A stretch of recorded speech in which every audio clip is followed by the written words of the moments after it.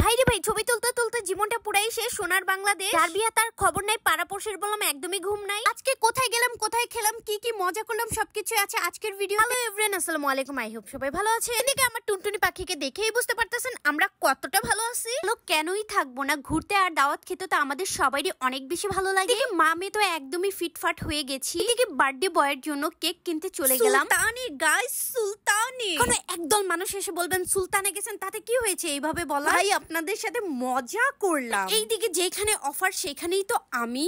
ইলগা pizza টাউনে প্রচুর পরিমাণে অফার চলতেছে। আর গাইস সবচেয়ে বড় কথা হলো ছবি তোলার প্লেস পেলে আমার আর হুঁশ থাকে না। অফার কিসের কি? এদিকে বললাম অনেক সুন্দর সুন্দর ছবি তোলার প্লেস আছে, সেটা আপনাদেরকে আমি ঘুরে ঘুরে দেখাবো। গাইস উপর দিয়ে ফিটফাট, পিছন দিয়ে সদরঘাট। বলার মানে হলো এখানে দরজা নাই কিন্তু জানলা আছে। আরে আরে এইদিকে দেখে কি বড় একটা চশমা। শুদ্ধ ভাষায় বলে এটাকে গ্লাস। আর এইখানে বসে বসে করতে পারবেন প্রেমের ক্লাস। আর আমার মতো যদি এইরকম বাচ্চা কাচ্চা থাকে, নো টেনশন, ডু ফুর্তি, আরে দোলনায় বসায় দিয়া লুটে পুটে একটু অফারটা খেতে পারবেন। তো বাচ্চার দিক থেকে চোখ সরানো যাবে না, বলেই বললাম বাচ্চা গায়েব হয়ে যেতে পারে। তো এইদিকে বললাম সবাই ফলো রাখবে। দিল তো বাচ্চা হেজি, বাচ্চাকে দোলনা থেকে নামায় দিয়ে আমি যখন বাচ্চা হয়ে যাই, এইদিকে আমার বাচ্চা আবার বাবারে বলতাছে বাবা দেখো মা আমাকে নামিয়ে দিয়ে মা দোল খাচ্ছে। পরে আমি আবার আমার আগের রূপে ফিরে যাই। বাচ্চা থেকে যখন বড় হয়ে যাই, তো এইদিকে আবার খুবই সুন্দর সুন্দর ছবি তোলার প্লেস আছে, যেখানে আপনারা একদম মন মতো ফাটায় ছবি তুলতে পারবেন।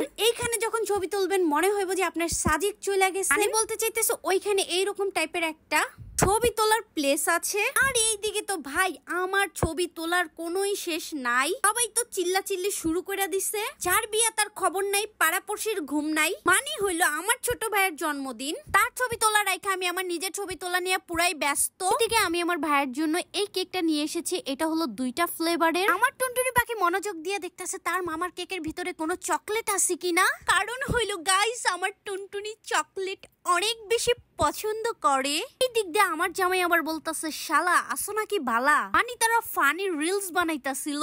শালা দুলাভাইয়ের ভালোবাসায় কারো যাতে নজর না লাগে, ভাবি যাতে সারা জীবন শালা দুলাভাই ভালো থাকে। সবাই শালা দুলাভাইয়ের জন্য বেশি বেশি করে দোয়া করবেন। তারপরে আমরা প্রথম পর্ব শুরু করে দিলাম, কেকটারে কুরবানি করা শুরু করে দিল।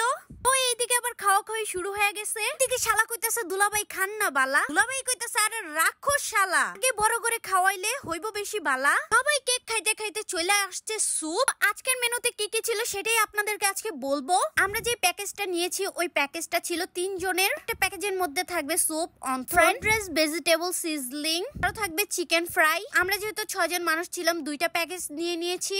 3 জনের প্যাকেজটা ছিল 800 সামথিং। 6 জনের প্যাকেজ আমাদের পড়েছে 1700 সামথিং।